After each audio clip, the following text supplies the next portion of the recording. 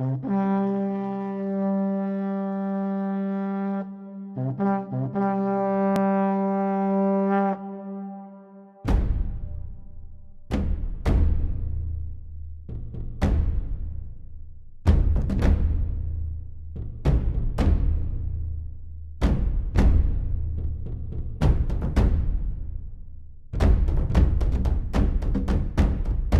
história da libertação dos escravos aqui no Brasil é forjada. As leis do ventre livre, sexagenário e depois Lei Áurea não entraram em vigor logo de cara. E essas leis são as leis que são feitas hoje em dia aqui no Brasil. São feitas no Congresso, assinada, promulgada, mas não pegam. São leis que não entram em vigor. E para fazer estas leis entrarem em vigor, demora anos. Agora imaginem uma lei para libertar as pessoas negras. Obviamente que não entraram em vigor logo de imediato, mas na internet, na televisão, nos jornais, nas revistas e etc., o jeito que eles contam é muito bonito, porque da maneira falada por eles, essas leis que libertaram o povo preto entraram em vigor instantaneamente.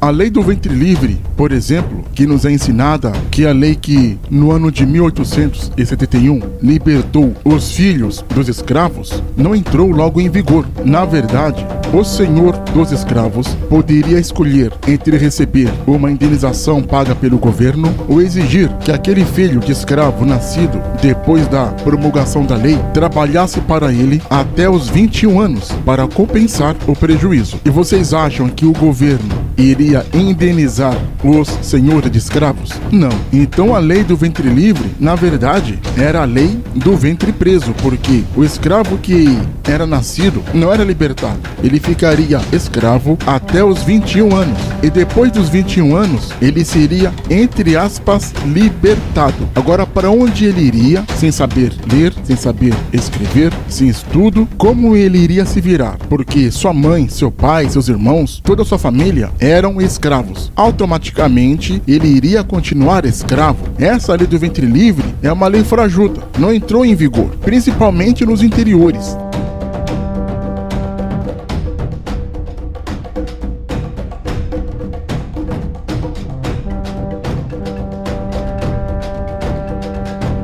Da mesma forma aconteceu com a lei do sexagenário. Juridicamente, o homem ou mulher escravizado com mais de 60 anos seria livre. Esta é a teoria, que é ensinada nas escolas, faculdades. Agora é a parte que ninguém conta. Este homem ou mulher, que na verdade ainda eram escravos, ganhavam o status de pessoas libertas, mas eles tinham que trabalhar por mais um período para indenizar o senhor, ou o governo poderia indenizar o senhor. E é claro que o governo não iria indenizar ninguém. Foram raras as vezes que o governo indenizou os senhores de escravos com essas leis. Se fizermos uma contagem do número de escravos vezes o número de indenizações pagas pelo governo imperial, nós veremos que as indenizações eram pífias, magras e irrisórias. Na realidade, a escravidão continuou do jeito como sempre foi. Os escravos idosos que tinham 60 anos ou mais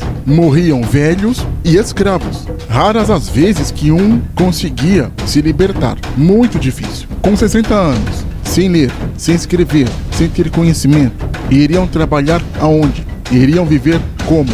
É a mesma coisa da lei do ventre livre. Seus netos, filhos, toda a sua família escrava e ele livre, não ia dar certo. Se muito jovem, sem conhecimento. Se muito idoso, sem energia. E cá para nós, quais foram as vezes que o Brasil, na época dos escravos, deu chance para o negro trabalhar? E nós vemos isso até hoje.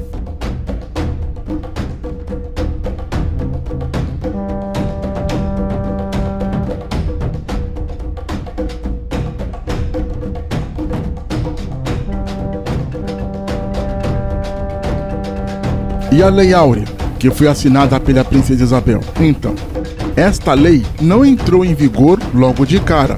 Nos municípios afastados das metrópoles, como São Paulo, Rio de Janeiro, Belo Horizonte, etc., ou seja, nos interiores do Brasil, a escravidão continuou do jeito como sempre foi. E isso durou até os anos 50, 60, principalmente nas fazendas. A escravidão, como se conhece no Brasil, mesmo com essas leis assinadas, lei do ventre livre, lei do sexagenário, lei áurea e etc., não entraram em vigor, não pegaram, são leis que na prática não tinha validade.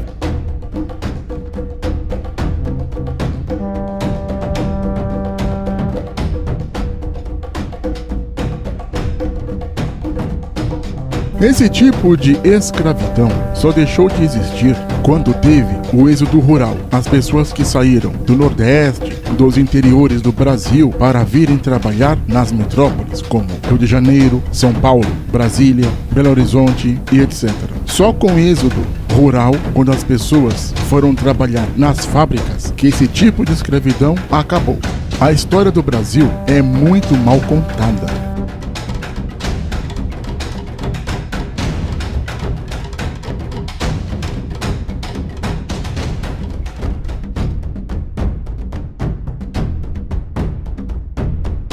Uma das provas que a escravidão continuou no Brasil, nos anos 70, 80 e 90, era muito comum noticiários de pessoas que estavam trabalhando em regime de escravidão. Trabalhos análogos à escravidão, essas coisas. E ainda nos anos 2000, 2010, 2015, muitas pessoas foram descobertas trabalhando em regime de escravidão.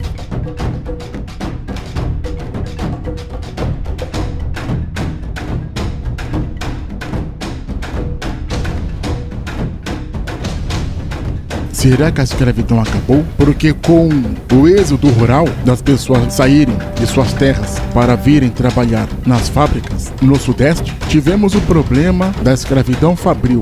As pessoas que trabalhavam nas fábricas sem condições de segurança, sem seus direitos trabalhistas em dia, trabalhando em regime de escravidão e etc. Será que acabou a escravidão no Brasil?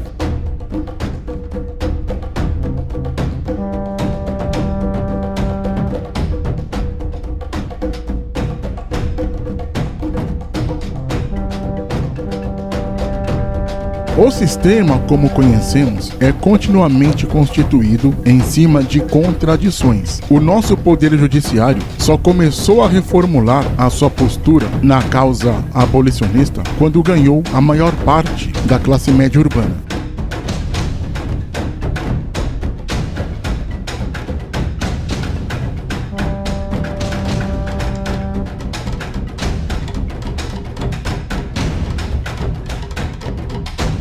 A história no Brasil é muito mal contada. O sistema faz a sua versão da história para idiotizar sua própria nação. Acredite no sistema quem quer e desconfie do sistema aqueles que forem espertos.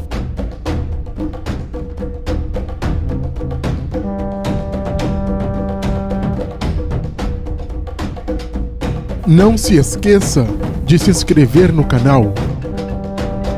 Clique no sininho para receber as notificações.